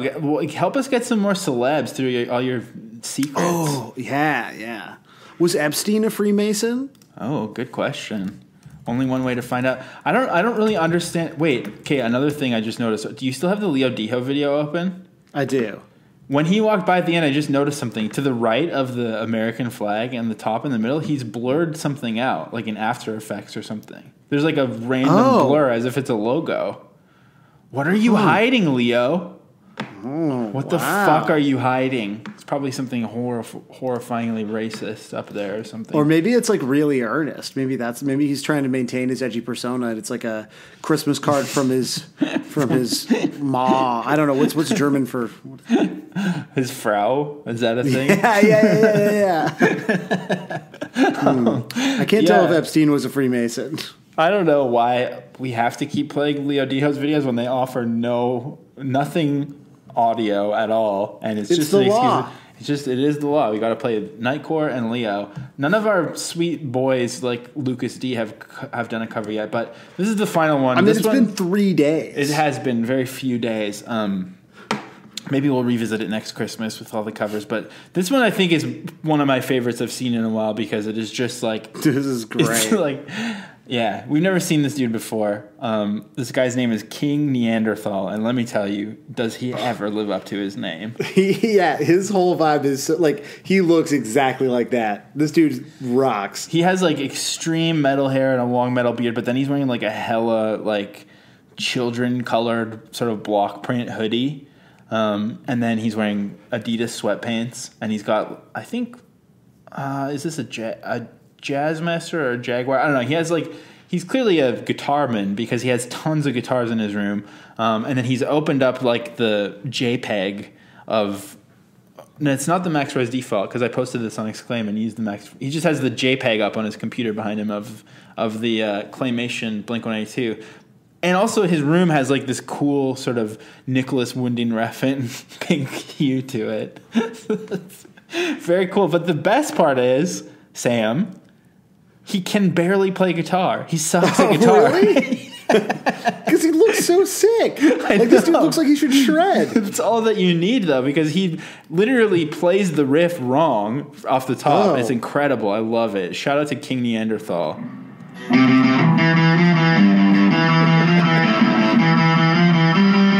He's playing Damn It, basically. He's fucking it up so bad.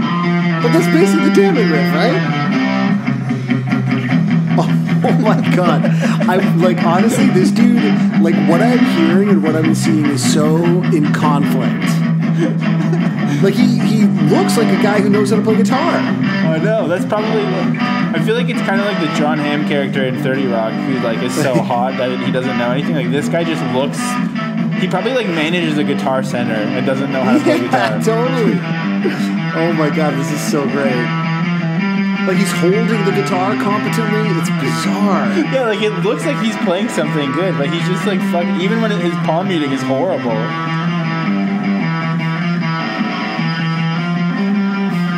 I think he's wearing a dress shirt under the hoodie. King Neanderthal is like just all over the place. King Neanderthal is my king. It's so cool. Because he has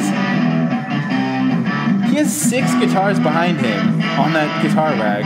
And his whole channel is guitar covers. Like it's not just that like he learned the song wrong. Like his technique, you can just tell this man does not know how to play guitar very well.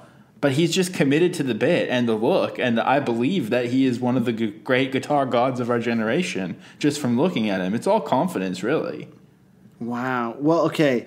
Perhaps like as we do our final thoughts, because that was the final, right? That was it. Maybe you can. Oh no, this is an acoustic, which I almost want to hear less. It's like, can we have King Neanderthal sort of play us out? I'm just trying to find. Let's do this one. This is on theme. So to hear us talk about Triple X Tentation, you can go to patreon.com/Blink155. Unfortunately, I didn't play this on the Sclusy because I don't think it existed yet. But this is King Neanderthal lending his chops on the guitar to Triple X. I mean, this is more up his alley of something he's capable of playing. I think he's playing in his wheelhouse here. So Josiah, what are your final thoughts on Not Another Christmas Song by the band Blink-182? I love it so much. I think it's great. I think, yeah. First thought, best thought, being stupid and everything. It's all perfect. I mean, that's what we need more of. Not overthinking it or anything. So shout out to Blink-182 for this song. Shout out to King Neanderthal. I hope he has a wonderful Christmas and gets some more guitar accessories and whatnot. I would love to see him like set up a pedal board and have it just like electrocute him or like his whole block loses power because he sets it up so ineptly. So that's my final thought. How about you? Yeah, my final thought is this song fucking rocks. It's nice to hear a new Blink song, not even like a Blink featuring on a song. that is legitimately good and fun and that I will absolutely listen to again, because I very honestly felt like that was not going to happen. And that's like really, what else can you ask for Christmas or for whatever it is that you celebrate with Blink-182 in your heart. So thank you, Blink. And thank you for this gift. And thank you, yeah, mostly. Oh no! Not another Christmas song! Santa's on his way, driving down the motorway, hauling high-tech toys for all us girls and boys. He's speeding in the outside lane, cruising along. Great. Sorry, I was leaving a space to do an intro, but I made you feel awkward, so you said great. Oh, no, so no, I'm keeping that in, absolutely, because that's how off the cuff we are. So welcome to Blink-155, to Jeremy Levick. What's going on today? Not too much. I'm doing good. I thought this is not, the flow is terrible. It's really good. Sorry. I love it. What are you up to though? What's going on? You live in the Big Apple, right? You got that right. I live in New York City. I'm in Brooklyn right now. I'm coming to you from Crown Heights, my apartment. Wow. It's so I haven't authentic. done anything today. So authentic. Yeah, New York. How much has the neighborhood changed since we started this call, is what I'd like to know. A lot. I'm looking out the window, and it's changing fast. Yeah, no, it's good. Things are good here. I haven't done anything today yet. I'm a freelancer. Ooh, a freelancer in the Big Apple. Yeah. It's a pretty interesting setup I have. I went and got coffee and came back, and that's what I did today. How are you doing? I'm about the same. I also work from home, but I work full time, and I've had plenty of Java as well, as I like to call it, Java. It's kind of a little quirk. Is that a Canadian thing? I think so. Yeah. Okay, I'm not familiar. Yeah. No. I have my Here we call it Joe. Gotta have my Timmies. You know. I don't know if you know what that is, but that's the Canadians will know. Okay. So you promised me, normally I wouldn't put you on blast like this, but usually the guests do not promise me extreme nuance. And this is not a show where we have very much nuance to begin with. It's usually everything is either the worst or the best thing that's ever happened to us. But you came in, it's like episode 120 something, I can't remember, and you came in and you promised extreme nuance. So, I mean, I'm really excited. I hope that you're ready to deliver on that front. I really am. I'm here to shake things up. I have a lot of really complicated opinions about Blink-182. No, it's mostly the nuance is just that some of them are extreme positive and some of them are extreme negative. So it's not that much nuance. I was hoping that, well, we'll see. Let's get into it. So what's been are you from the Big Apple originally? No, I'm from, I grew up outside of Philadelphia. And my big exposure to Blink-182, I think, was about 2007 or 2008. There was this radio station came around called Radio 104.5. I don't know if you're familiar. Absolutely. The Philadelphia area alternative rock radio station. I don't know if you tune in. Yeah, you can get it online. So obviously that's what I'd like to do, is just sort of local alternative radio is kind of my... Yeah. People ask me what genre I'm into, and I say local alternative radio from around North America. No, totally. And they have this really unique combination of playing, sometimes they play alternative rock and sometimes they play ska and sometimes they play more of a pop alternative rock. Right. So people are tuning in from all around the world. But they played a lot of Blink-182, and I think that was I didn't listen to a ton of Blink-182 on my own, but it was just constantly on the radio because that was the main station that me and my friends listened to. Right.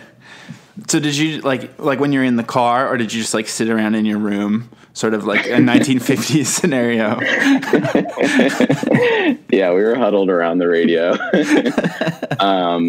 Yeah, just like in the car. And I was like a music kid, and I was in bands and stuff. And yeah, and like the drummer in the band that I was in high school was a big Blink-182 fan. And so what kind of like music were you into, and what kind of bands were you in? Like what style?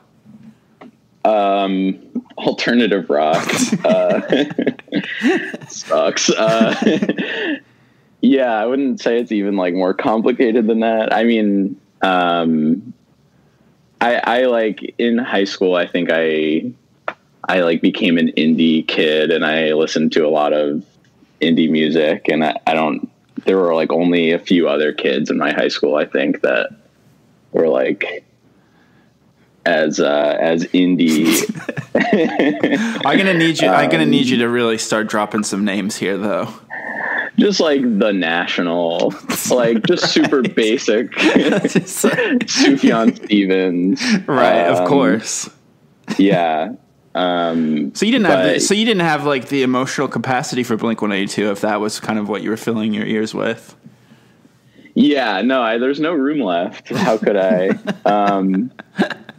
Something I love about The National, I think I might have said this before because it's my favorite thing to say, but they seem like an entire band made up of sommeliers to me. They might be. I mean, in addition to being musicians, they might be. I know Matt Berninger like drinks a lot of wine on stage. Right. Well, there you go. That must be the vibe. Yeah. And they all wear yellow glasses too. Like, why do they all wear yellow sunglasses? I might be over exaggerating a little bit, but you know what? I haven't noticed that, but it's possible. Okay, so you kind of just were aware of Blink-182. Was there like songs that you liked? Was there, or like, did one member resonate with you more than another? Okay, here's where the extreme feelings come in. Okay, sick. I fucking hate "I Miss You." I can't hear that song. It's really irritating to me. Interesting. But I think I started out liking it a lot. It's just like I heard it so many times. I think I maybe like have heard it like thousands of times. Like I'm not like a Blink-182 fan necessarily, and I can't believe how many times I've heard this song like unwillingly. Well, I think you've presented yourself as a freelancer, but you're also like you would say that you're a comedian, right? Is that a fair assessment, or is there a more specific term that you would use? Like I'm a comedy writer, I would say. Okay, you're a comedy writer. Secondarily, a comedian, maybe. And then I'm a writer-performer. Hyphen or slash?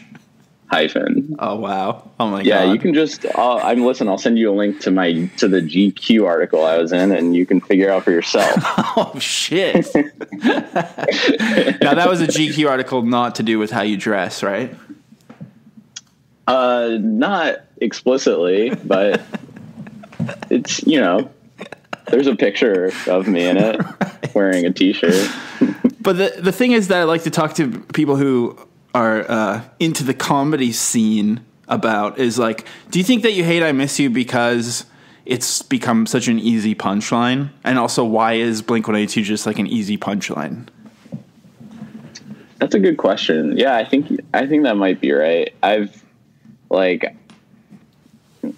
I've heard so many people, and I've participated in making fun of just like the moment where Tom DeLonge's voice comes in, where it's like just this very mellow, sweet song, and then Tom jumps in with like, "Where are you?" Like, and I think I'm like past it, where like it's already been made fun of so much that I'm like just tired of hearing it. Yeah. And I don't know why it's an easy punching bag. Like I think it's benefited us greatly because for the last 2 years it was almost like a Harambe level of just like saying Blink-182 is funny to everyone, and then that's kind of helped us with get our numbers up, which is really what the podcasting game is all about. I think it's like they're very silly, and I think a lot of people my age took them seriously and loved them, or at the very least like knew them and were exposed to them when they were in high school and younger. So it's like, it's a common reference point that I think everyone can kind of like bond over. Yeah. And I guess the I Miss You thing is like so ridiculously stupid sounding, but also presented so serious to the point where you almost want to say, why so serious actually? Yeah. Sort of a Joker influence. I wonder if this is a question for you. Like, do they have other? Do they have other songs? Do they have other songs, or is it just? No, it's just that one. Yeah, we just talk about that one. No, they do. They have like, I think, sort of around the time of that album, they were like, "Oh, we're serious now," and then Tom DeLonge kind of just started trying to write U2 songs after. But with that voice. So I think there is a lot of comedy there. It's just kind of been beaten to death, maybe. Right. I think it is like really funny if you like zoom out a little bit. Like, I think that song is like, I've just heard it so much and it's like silly to me. But now that I'm thinking about it in the context of their discography, it's very funny that they like tried to do that song. Right. I kind of think it's still a good song too. There's just so much like baggage with it now. Yeah. Okay, so you hate that one. So I mean, what is there any that you like? I like Mark Hoppus's voice. Okay. And let's see. Oh, you know what? I actually really like "What's My Age Again," like the song. Right. Not the. What else could it have been? The question. Why did I clarify that? I don't know. Just the mantra. What about it as a mantra? What's my age again? Do you like that? You know what? I listened to your episode with John Levinstein. Right. And I loved it. I had never like really thought about the lyrics that closely, but there's a lot of ambiguity around like what like what they were trying to say with that song. Right. Yeah, and I was really hoping John was going to shit on it more, but I think he's like low key a Blink-182 fan now. He seemed to have a lot of appreciation and sort of took the song very seriously. He like went in with more of an open mind than I was expecting. Yeah. So you're more of a Mark guy, and I think that's kind of like that tracks with people who are sort of like casual Blink-182 aware, but not necessarily deep fans. They usually gravitate towards Mark, but then once you get deeper, you crave like the psycho energy of Tom DeLonge and his alien research company and whatnot. Right. I get that. That makes sense. Like Mark Hoppus's voice is very unoffensive, and it's like a little, it's less specific, I think, than Tom DeLonge's. Right. Like he could be like in any band, whereas I feel Tom DeLonge is like so uniquely Blink-182. So I'm getting the impression that you probably have not heard any new Blink-182 in the last few years. So I can't wait to find out what you think about the song we did this week. Yeah. I have not heard Blink-182, new Blink-182, except for this song that I just listened to.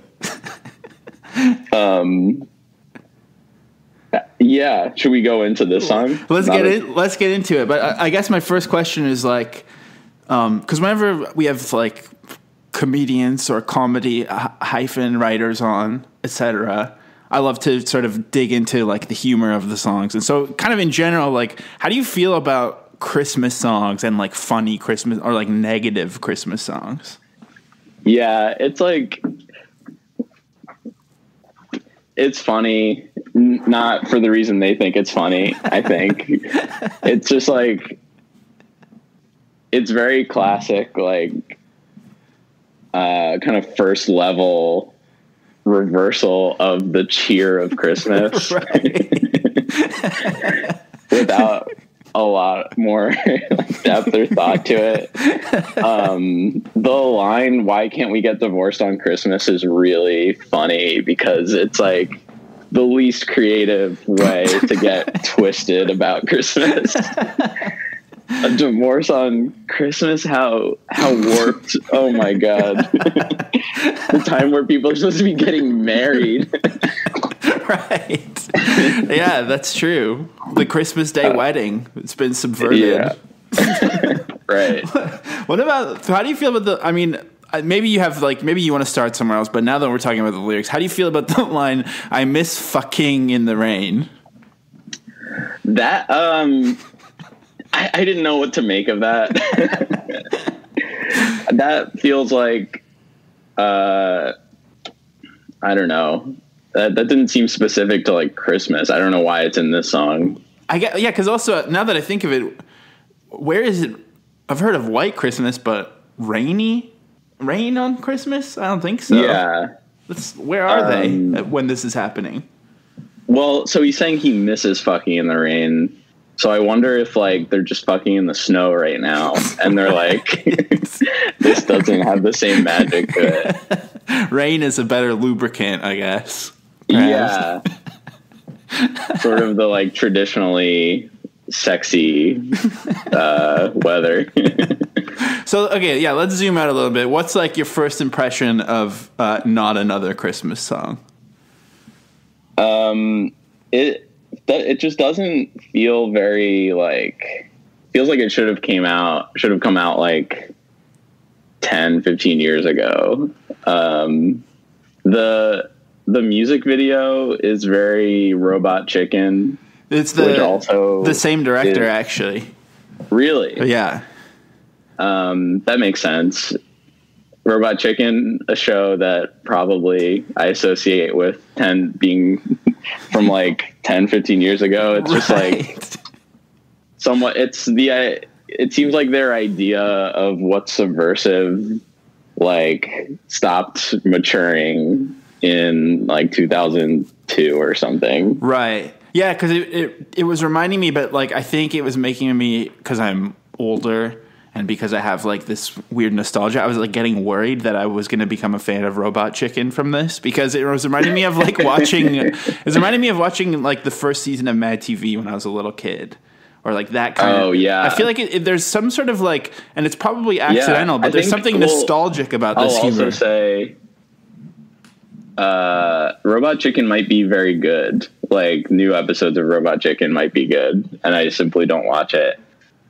Yeah, you got to say that just in case they're hiring. There are comedians, comedy writers that like I know of and are friends of friends who write on that show, and they are very funny. So I won't shit on Robot Chicken. They might have some freelance work too, so you got to be careful. Oh yeah, I would do that in a heartbeat. And what I'll say is Robot Chicken is one of my favorite shows, and I've been dying to write on it since I was a kid, watching, staying up late to watch O.J. Simpson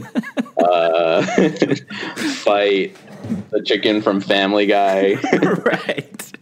I love that stuff. Chickens are pretty funny, I guess. Well, they're random, yeah. Exactly.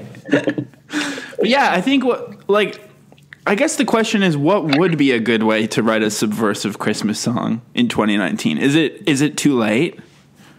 So that's a good question. I wonder, I'm trying to think like, what are some of the kind of sacred cows that surround Christmas now? Cause a lot, it's not very easy to subvert the norms that we grew up with. Cause, in this Trump era, when everything is, etc. Right.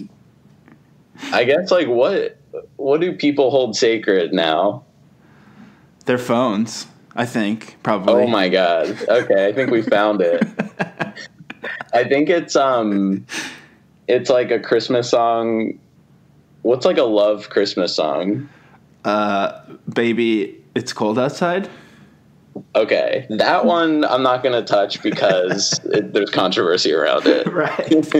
So, well, although that one, I think you can make it sort of a Me Too thing, and that would really I think, what's it called, like clapter or whatever. Yeah, you know what? That's a good impulse, but I do think that like Funny or Die did that last year.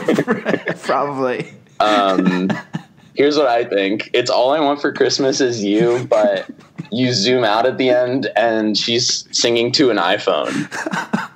She's singing to the new iPhone. Oh my God. And it has spikes on it. It's chained to her, is what she doesn't realize. Yeah. And she's also wearing a VR headset. So she already has the iPhone, but she's singing that she wants it for Christmas. So in a way, she's already satisfied, I guess. She doesn't want anything more. So actually, It's a positive. Yeah, you're right. I think we have to shop this a little. Okay, so other than the edgy lyrics about how fucked up it is to have Christmas when you want to get a divorce, what about like aesthetically? What does new Blink-182 sound like to you, to your virgin ears? Yeah, it sounds very. It sounds a little classic Blink-182 to me. Am I right or wrong? You're right, and I think that's almost. I'm envious of you because you haven't had to listen to the 3 dog shit albums. You just get to listen to the one that's them accidentally sounding like classic Blink-182 again. Right. Yeah. For all I know, they've always sounded like this. Yeah, I'm so jealous. You have such a simple life because of this. Yeah, it's I live in ignorant bliss. It's kind of like Weezer. Didn't they like had a bunch of albums over the last 10 years that sounded different and bad, and then they put out that like the one with like the white album cover. Yeah, it's called the White Album. Yeah. Yeah, they had 2 good ones, and then they released like their worst one ever after that. But I guess that's my question that I always sort of ponder when I'm just sitting around thinking about Weezer and pop culture is like, what do we want artists to do? If they're going to keep making albums, why don't we just let them make some dog shit if they want? Who cares? Sure. You have the classic ones if you want. Right. Yeah, I think it's their job to like keep growing and stuff. And I bet it would suck if they just were like, if people were just sticking with how their first album sounded. Yeah. It's like we don't want that, I guess. Or maybe we do. I don't know. I mean, who knows? What does anyone want really in this great confusing life that we all lead? That's a really good point. We haven't been talking about that. That's a good point. Or have we really? You know? I'm on the Rolling Stone review of the Christmas song. Right. And it references. I didn't realize they had other Christmas songs.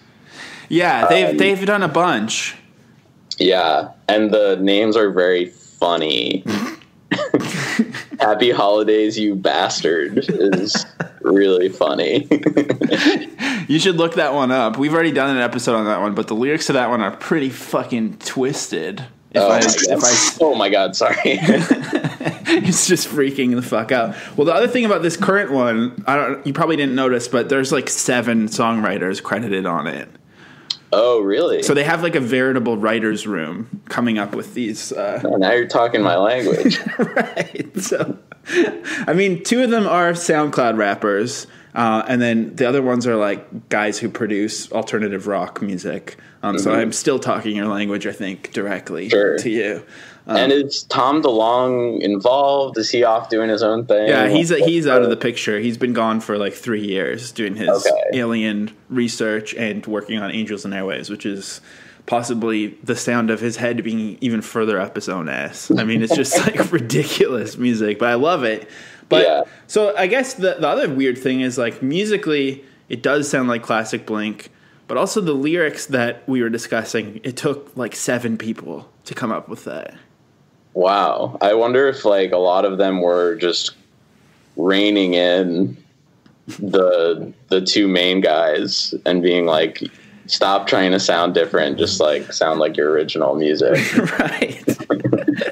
But I'm also just curious, how did they still have fucking in the rain? Like, it's just such a strange enunciation of the word fucking. That made the vetting process. I'm going to try to, hopefully we can wrangle this so that you can get in the writer's room on the next Blink-182 joke song. I would love to. I noticed that they reference I'm sorry. He says I'm always saying I'm sorry, and when I looked up the lyrics, I'm sorry was in quotes, which I thought maybe was like a little nod, yeah, to the I miss you verse. I miss you being I'm so sorry. Yeah. You'd be surprised, but they say sorry a lot, actually. Oh, okay. You'd think that they were Canadian from how much they say sorry. Yeah, just a little. Where are they from? They're from San Diego, which means a whale's vagina. Oh yeah. No, I know. So I have a friend that like says that a lot. Yeah, he's funny. He's got a podcast now. Who? Ron. Oh, Ron. So do you know Ron? Through comedy, yeah. Got to get him a packet. He's funny. Most people know him. Most people know him as a newsman, really. But at the end of the day, all the stuff he says that sounds ridiculous, he knows he's being funny. He's kind of like Brian Williams in that way, like newsman by trade. Yeah, but he has the chops. And do you know that Jake Tapper's funny too? He has a piece in McSweeney's. Oh shit! Yeah.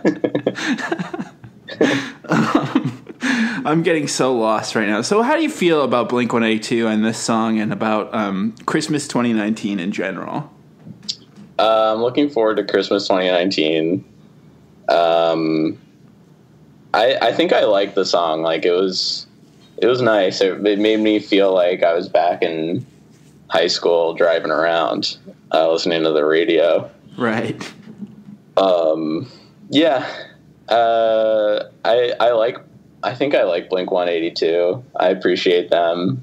And I think just for like nostalgic reasons, because it reminds me of like being in high school and my friends and stuff. Aw. Yeah. Amazing. Okay, well, before you go, is there anything that you would like to plug? I guess just follow me on Twitter. I don't know. Perfect. Ugh, what a bad plug. No way, your Twitter is great, especially you got a lot of video content on there that's actually worth your time, which is rare on Twitter. Thank you. I appreciate that. Yeah, check out my videos. Check out Rajat. I've got this friend Rajat, and he's one of the greatest guys around, and you should check him out. I feel like he's the Tom DeLonge to your Mark Hoppus, maybe. That's great. Yeah, he's like kind of like losing it, and I'm kind of holding it down for us. Although I do have one last question, like Blink-182 question. Okay, sure. I'm happy to help. Do you guys talk about how like Mark Hoppus got funny, or like his like Twitter presence and stuff? Yeah. Yeah. Okay. I mean, do you think it's like, were you saying funny like sincerely or like with? It was in quotes. Yeah. Guess, but like we've noticed that he'll do like a meme like 3 to 6 months after it happened. Like I think he tweeted about Harambe last year. It's like pretty rough. Like I think, and most of the like Twitter people that he interacts with have all blocked me over the years. Like, oh really? Like someone named Oh No She Twittent is friends with Mark Hoppus and like those kind of people. So that makes sense. Yeah. Yeah. So it's very interesting, kind of to see this. Yeah, like, I think there was a brief window where I just got on Twitter and I saw Mark Hoppus was making jokes, and like I didn't think he was too corny yet. And I was like, this is so cool. The guy from Blink-182 is like, he's doing Twitter jokes. Like he's doing cute little jokes. And I thought that was neat. But do you not find that happens with a lot of people? You'll be like, oh, I keep seeing this person. They're really funny. And then you throw them a follow, and then you realize that like 90% of their tweets are fucking horrible. And don't say me, but just, in general. Yeah, I can think of one specific example. No, yeah, that happens constantly. And that's always my big fear, is that people are following me and then realizing I'm corny and then unfollowing. Well, the thing is, usually when that happens to me, it'll be like, oh, okay, I'm going to follow that person. And then like, they either follow me back and then I'm trapped because I can't unfollow if they followed back. It just seems so evil. So then I usually go for the mute, but then otherwise I hate the idea of like someone checking who unfollows them and then knowing that it was a specific tweet that made me unfollow them. Like, especially if it's like someone being annoying, but also like politically saying the right thing, but in an annoying way. I don't want to unfollow them for that and then be like busted. So I was thinking they should release like a time release unfollow. So you could be like unfollow in 3 days in the middle of the night. Oh, that's cool. Yeah. You should have to put in like a 2 weeks notice. Yeah, exactly. Do an exit interview or something. Yeah. But then I guess you would just subtract 2 weeks from the day and then. Right. Fuck. They're always going to figure it out. Yeah. Oh no! Not another Christmas song! Santa's on his way, driving down the motorway, hauling high-tech toys for all us girls and boys. He's speeding in the outside lane, cruising along